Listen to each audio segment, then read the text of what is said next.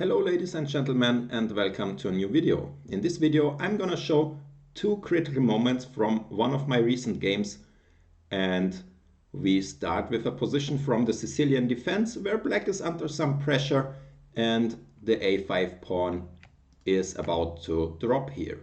So my question to you is how to defend in this situation. I will give you 4 different options and you can take your time and decide which one you would pick. So the first option is to play rook a to b8, putting some pressure obviously on the b5 bishop and preparing maybe some good answers on taking on a5. The second option is to take on b5, intending the recapture and the knight b7 next. So for the start, bishop takes b5. The next option is to go rook c7, trying to organize the rook somehow. And the other option is bring the king closer. So that's it. 4 options. Take your time. Try to think about ideas after each of them. And we will then continue with the solution.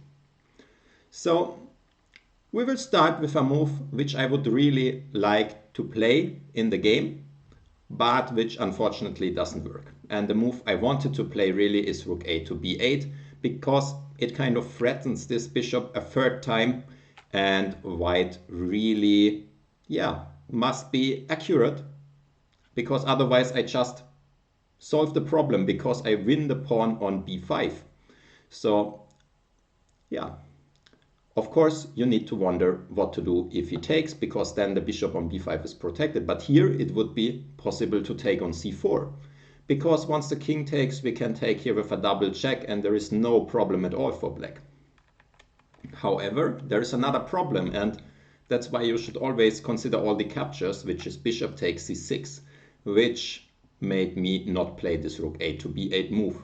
Of course, you could wonder, okay, black can take the rook here, but after this, white gets a lot of pawns, and this bishop will be very strong on d5.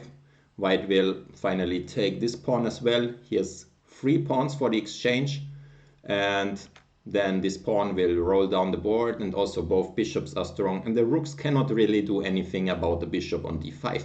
So white is winning here actually, and that's a big problem. And the other line you might have considered is taking here with the pawn, since we cannot take with the rook, because this would leave the b8 rook unprotected. But I dislike this option because the 7th rank is now open and it's not so stable, and I'm still a pawn down after all.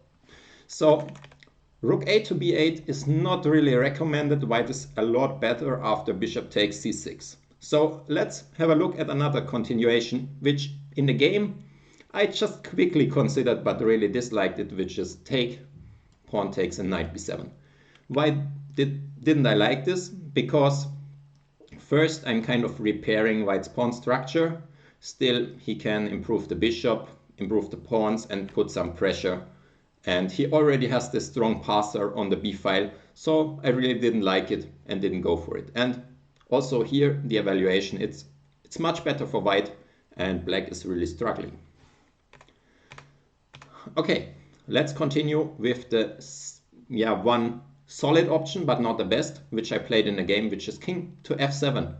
And this means getting ready for rook to a to b8, because then no longer the e6 pawn will drop and everything works.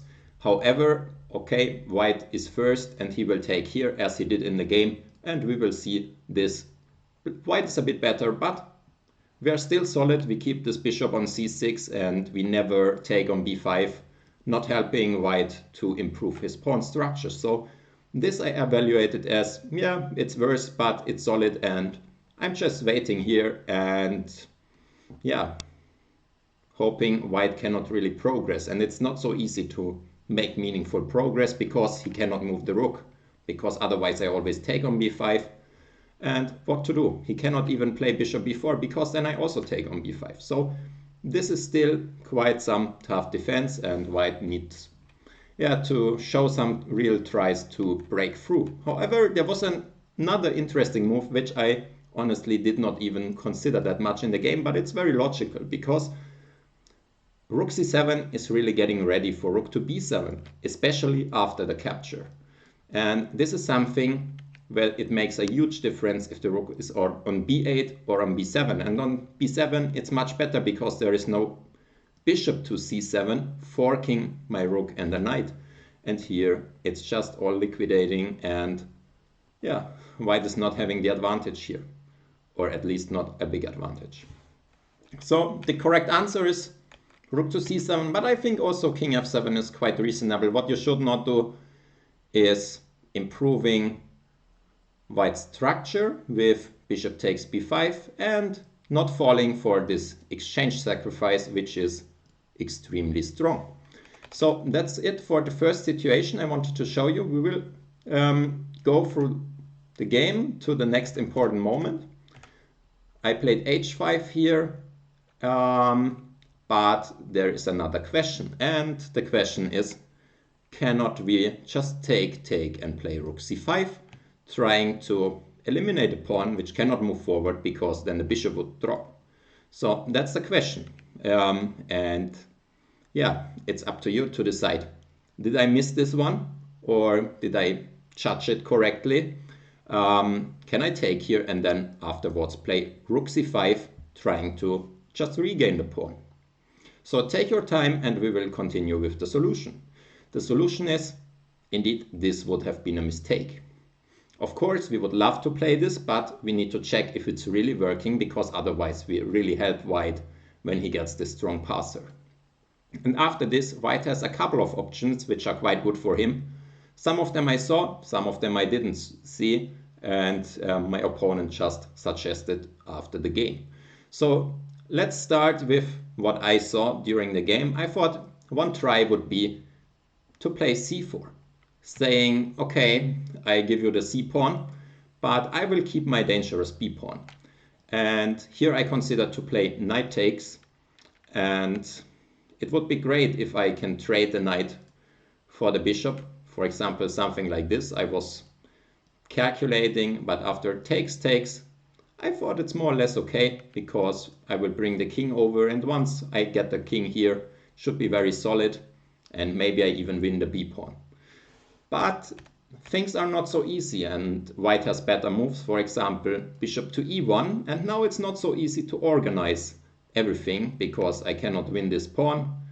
There will be bishop to f2 supporting this pawn, and yes, this important line unfortunately doesn't work, because there is rook to b3 attacking the knight, so knight b5 is forced, and after bishop f2 the rook is just running out of squares on the 5th rank, and black is losing material.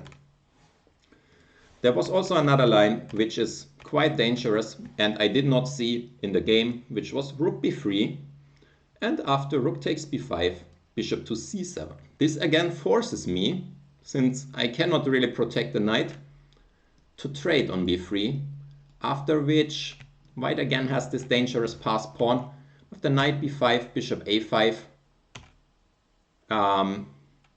Yeah, then black would hold because of pawn to d5, but yeah, only like this, I think. Otherwise, with every other move than d5, black would just be in trouble, because the white king would come here. So it's not a refutation, but it's an interesting idea which, yeah, I did not even consider. So another drawback is also in this position there are several moves like king to d4, not only this bishop move, also bishop c3 I think gives white a huge, if not winning, advantage. So this rook b3 idea is very nice, but okay, black is holding, but yeah, there are problems. So the correct answer here is not to go for immediate action, but instead stay calm, just wait, say, okay, if they take, I take. I still have kind of a fortress, and they cannot really move around. White is not able to organize the bishop elsewhere. And in the game, I did this waiting strategy with h5, and it finally held together. White was improving a bit. I was just waiting, and waiting. Since white did not really do anything, now threatening my knight, I was going back.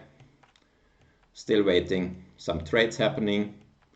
Now I could have repeated the moves with 96. King must go back and I can attack again. But somehow I was happy enough with my maneuver bringing the knight to c6, which seemed very solid. White cannot really block this, break this blockade here. Since he has no light square bishop, he cannot attack my knight and it's very stable. So white tried something else, which was pushing the f-pawn. And okay, I took it, and after something like this I even got a chance to activate my rook and the pawns, and I made the draw from here, pushing my pawn.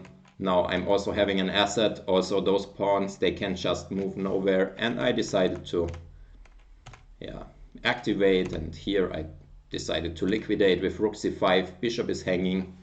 There might be the threat of what did I consider?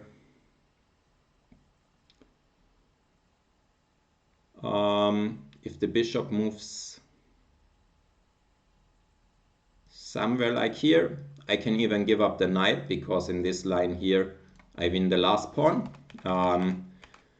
I mean, everything is a draw here. In the game I took the bishop. He took my pawn and I took his pawn, and we agreed a draw, because obviously everybody is having a pawn and there's no chance to win the last pawn, and so nobody can really try for anything. Also, if the king takes, it might be even white who needs to be a bit careful. Of course, it's a draw, and the game ended here after rook takes h4, rook takes c3. So that's it. I hope I could give you some insights in this defensive chess, how to react, when to wait, to show you maybe that waiting is even a strategy in some situations, that you don't always need to force matters when you're defending. And I hope you enjoyed it, and I hope to see you next time. Goodbye.